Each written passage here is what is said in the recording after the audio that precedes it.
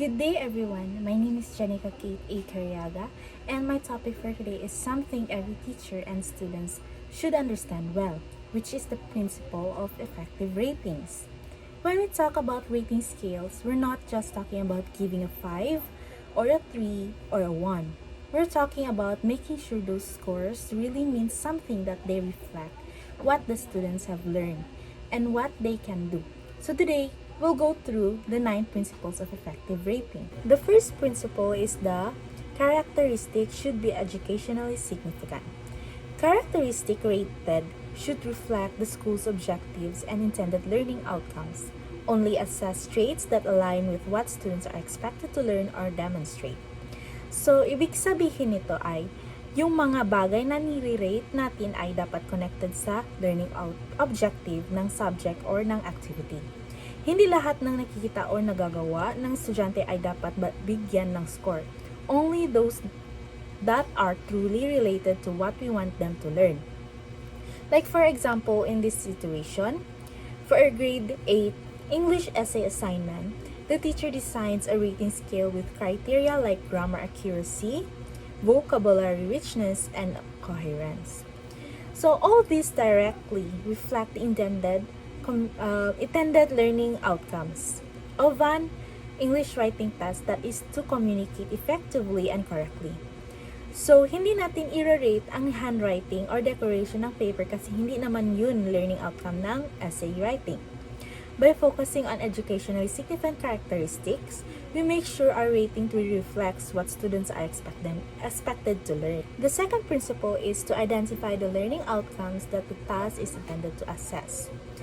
Clearly define what learning outcomes the task measures. This ensures that rating focus on relevant skills or knowledge and provide meaningful feedback.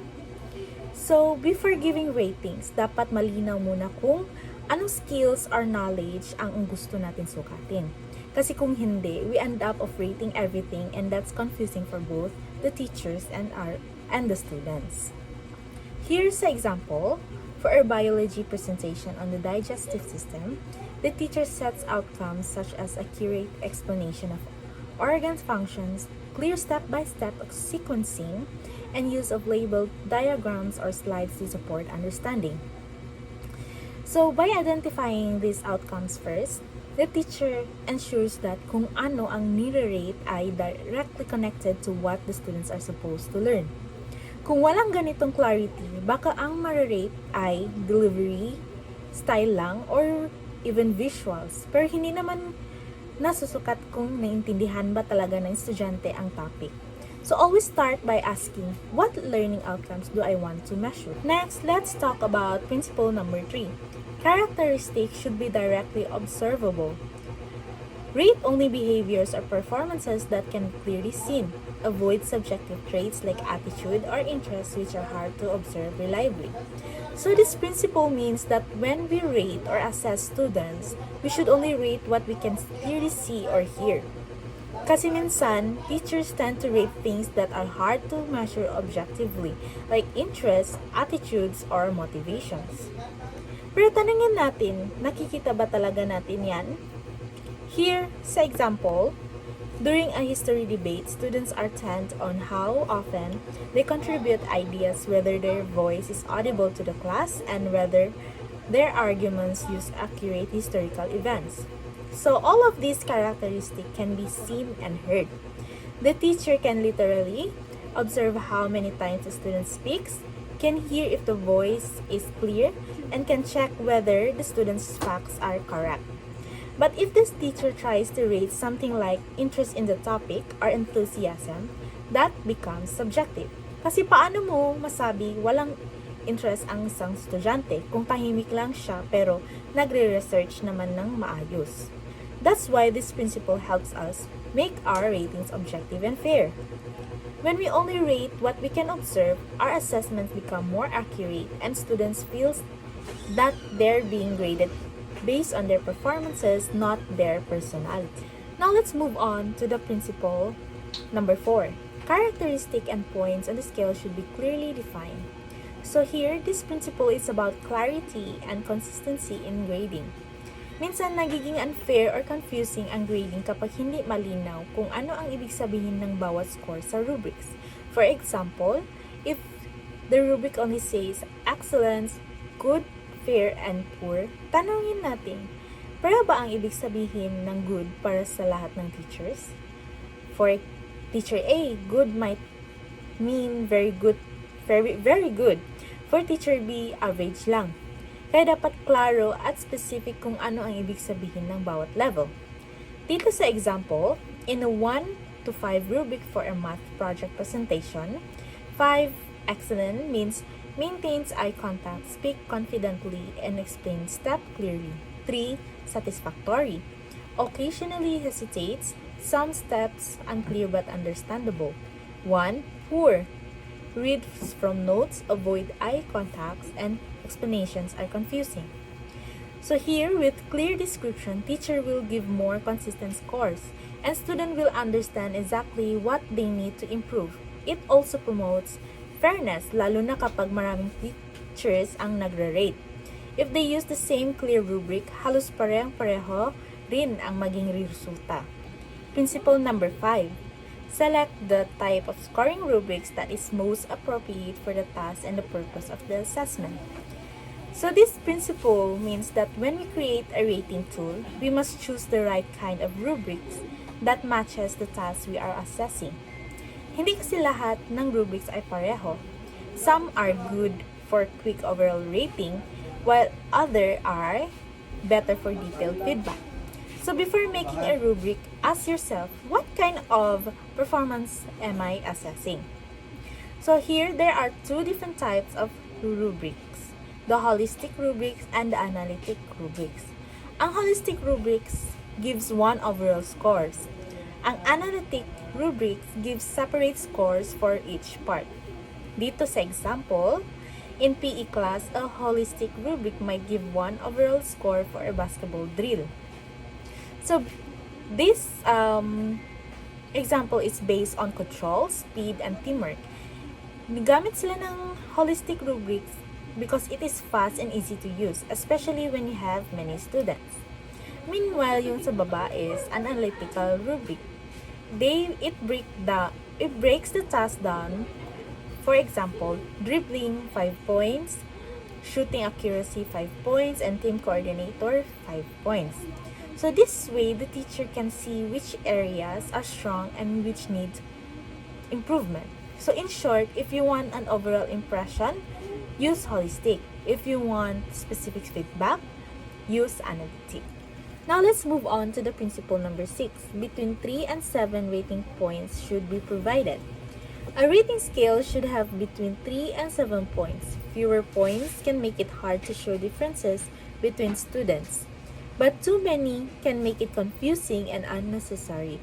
Around 5 points often works well for most classroom assessment. So this means that when we make a rating scale, we should only have 3 to 7 points in our scoring range. Bakit? Kapag masyadong konti ang points, mahirap ipakita ang pagkakaiba ng performances ng mga estudyante. Pero kapag masyadong marami naman, nalilito na si teacher kung anong score ang ibibigay at naging inconsistent ang grading. Here's an example. In music class, students are rated on pitch accuracy using a 5-point scale. 1. Off-key, most of the time. 2. Frequently off-key. 3. Mostly in tune, may konting mali.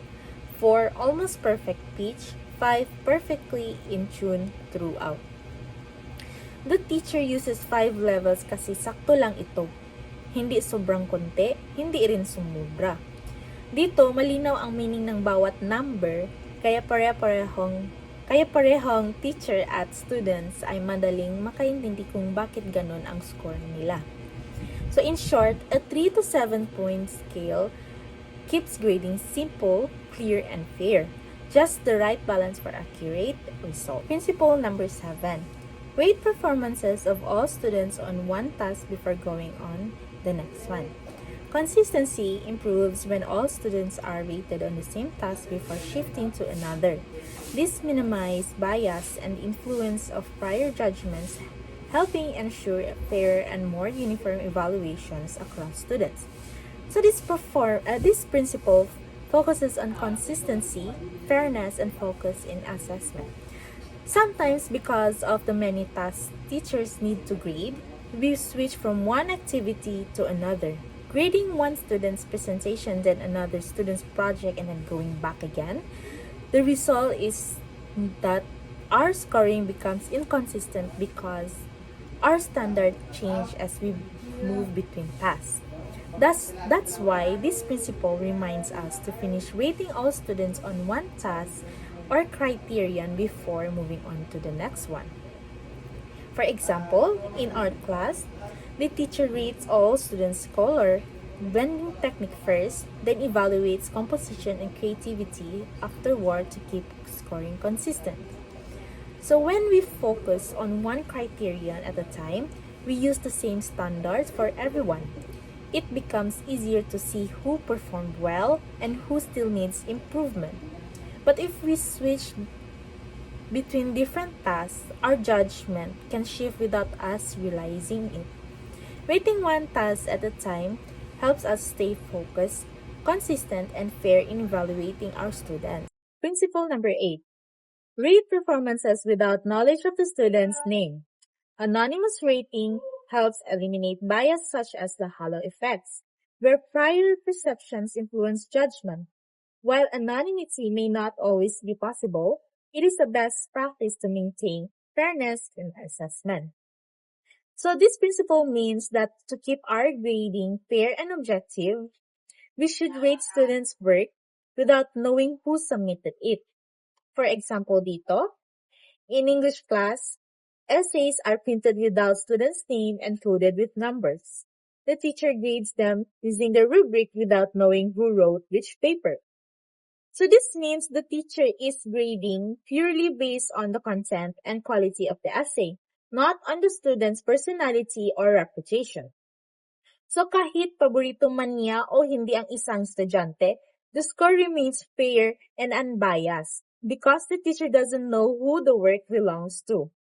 This practice removes what we call the halo effect, when our previous impression of a students affect our judgments. So by grading anonymously, we focus on the performance and output, not on the person.